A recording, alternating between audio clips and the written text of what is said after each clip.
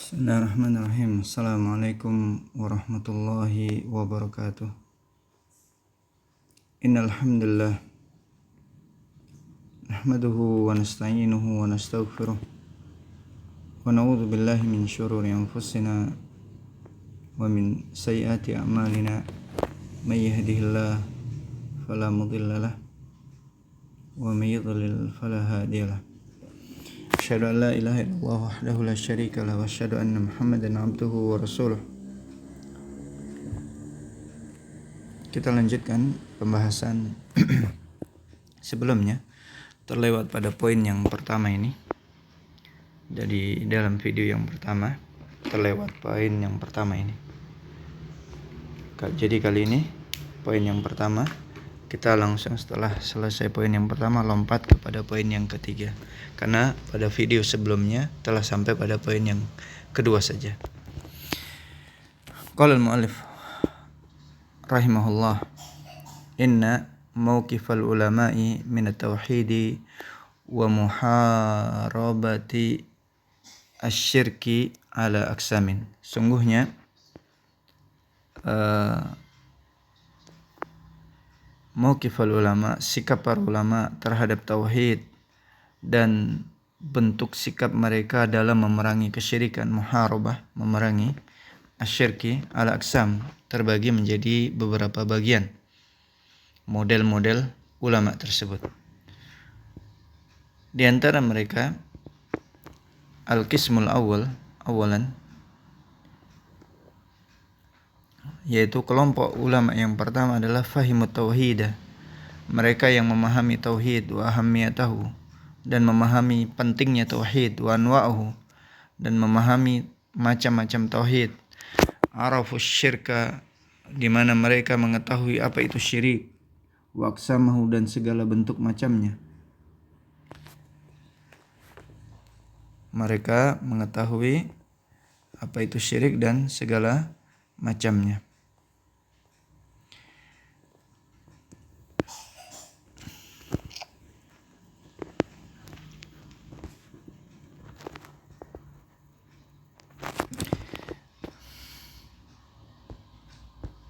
Faqamu biwajibihim wa bayyanu linnasi tauhida wasyirki linnasi at-tauhida wasyirka wa hujjatuhum al-Qur'anu al-Karim was sunnatu sahihatu wa qad tu'radu haula'il ulama'i kama tu'radul anbiya'u ila ittihamatin kadibatin fasabaru wa lam yataraja'u wa syi'aruhum qawluhu ta'ala wasbir ala ma yakuluna wahjurhum hajran jamila. Suratul Muzammil. Pada poin yang pertama, kelompok ulama yang pertama adalah mereka faham tauhid dan pentingnya tauhid macam-macamnya, dan mereka mengenal apa itu syirik dan bagian-bagian kesyirikan. Faqamu, maka mereka pun menjalankan biwajihim, kewajiban mereka, wa bayyanu linnas, dan mereka menjelaskan kepada manusia apa itu tauhid, apa itu syirik, wa hujjatum, dan mereka berhujjah dengan dalil dari Al-Quran dan sunnah yang sahihah. Karena demikianlah seharusnya seorang ulama itu memulai dakwah mereka adalah mengajak manusia kepada tauhid dan melarang manusia berbuat kesyirikan dengan dalil dari Al-Quran dan sunnah yang sahihah. Karena semua tentang tauhid dan tentang kesyirikan dijelaskan oleh Al-Quran dan sunnah. Tidak ada satupun dari bentuk-bentuk kesyirikan kita temukan di muka bumi ini melainkan ada dalil tentang pelarangannya secara sharih dari Nabi kita Muhammad SAW atau dari Al-Quran.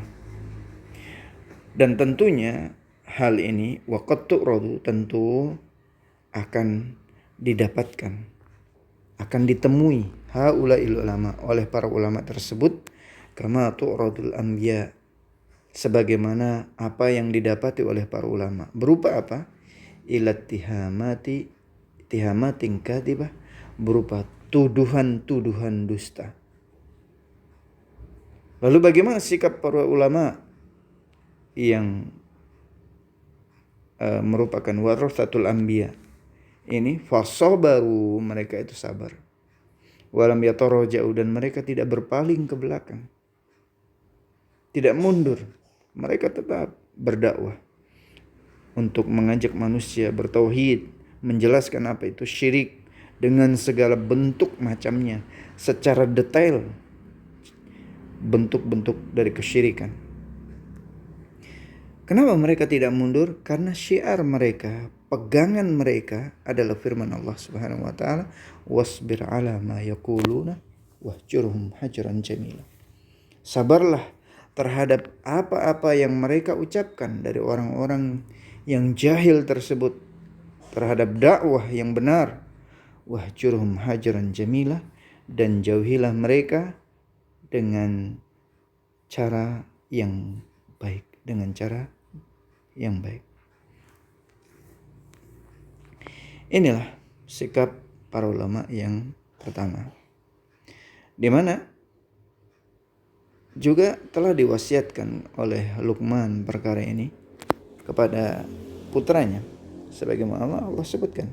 Wa qadiman, disebutkan oleh mu'allif, wa qadiman awsa Luqmanu al-hakimu waladahu qailan ya bunayya aqimis salata wa'mur bil ma'rufi wanha 'anil munkari wasbir ala ma asabak inna dzalika min azmil umur. Wa qadiman, dan dahulu, sudah sejak dahulu kala, ausa Luqman telah mewasiatkan kepada Al-Hakim, kepada anaknya, waladahu, qailan, dengan ucapan beliau, ya bunayya. Jadi Luqman Al-Hakim ini disifati dengan Al-Hakim karena kalimatnya adalah kalimat-kalimat yang bijak, dan dia adalah seorang yang penuh hikmah di dalam berdakwah serta menasihati manusia. Dan dia menasihati putranya sambil beliau mengatakan ya bunayya, dan Allah sebutkan ini dalam Al-Quran pada surah Luqman, ya bunayya, wahai putraku, aqimis shalah, tegakkanlah salat, wa'mur bil ma'ruf, dan perintahlah manusia untuk berbuat ma'ruf, dan perkara yang paling ma'ruf adalah tauhid, wanha 'anil munkar, dan cegahlah manusia dari perbuatan mungkar, dan perkara yang paling mungkar adalah apa? Kesyirikan. Lalu Luqman mengatakan wasbir ala ma asabak, sabarlah engkau terhadap apa yang akan menimpamu. Ini isyarat bahwasanya amar ma'ruf nahi mungkar, mencegah orang berbuat kemungkaran, memerintah orang untuk berbuat ma'ruf, melaksanakan tauhid, dan mencegah, melarang manusia untuk berbuat kesyirikan dan sebagainya. Dari dakwah nahi mungkar ini serta dakwah amar ma'ruf, mencegah, memerintah orang untuk berbuat ma'ruf dan melarang orang untuk berbuat mungkar, ini akan ada sesuatu yang akan dihadapi yang membutuhkan kesabaran. Karena itu disebutkan oleh Luqman, wasbir ala ma asabak, sabarlah atas apa yang akan menimpamu. Inna dzalika min azmil umur, karena sungguhnya itu adalah sebaik-baik perkara. Karena itu para talibat, semoga Allah Subhanahu wa taala menjaga kalian. Ini penting kita ketahui tentang hal ini, dan bagaimana seorang ulama yang baik itu di dalam memulai dakwahnya, dan mereka juga sabar menerima cacian, celaan manusia. Tapi kita kepada poin yang ketiga, karena poin yang kedua sudah kita sampaikan pada video sebelumnya, di mana mu'allif rahimahullah mengatakan, ya,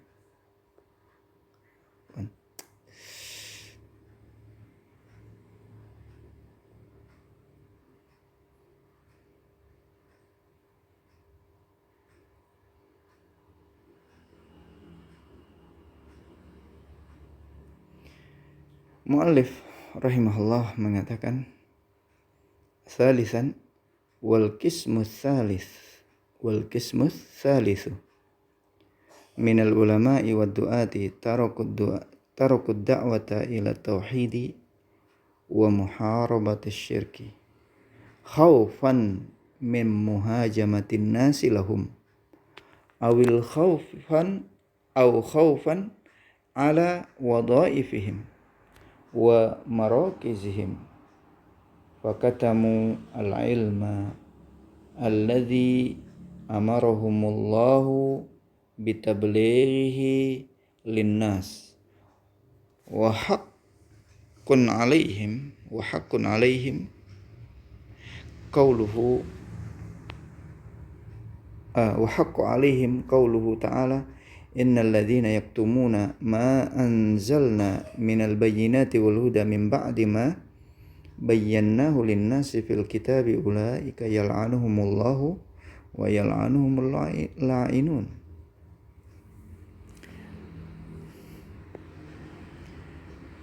Poin yang ketiga yaitu kelompok ulama yang mereka atau para dai yang mereka itu tarakud da'wat, mereka meninggalkan dakwah mengajak manusia ila tauhid, mereka tinggalkan. Wa muharabat syirki, apalagi mau memerangi syirik, mereka tinggalkan ini. Mereka membiarkan terjadinya kesyirik, tidak mengingatkan manusia tentang kewajiban tauhid. Orang malah orang pakai azimat, pergi ke dukun dan lain sebagainya, waliyadzubillah, meminta ngalap berkah di kuburan dan sebagainya. Mereka biarkan. Kenapa? Kelompok ulama yang seperti ini adalah khaufan min muhajamatin nasi lahum, karena mereka takut terhadap rongrongan manusia kepada mereka, serangan-serangan manusia kepada mereka, mungkin cacian, celaan dan sebagainya. Au khaufan ala wadhaifihim, atau mereka takut dengan kedudukan mereka,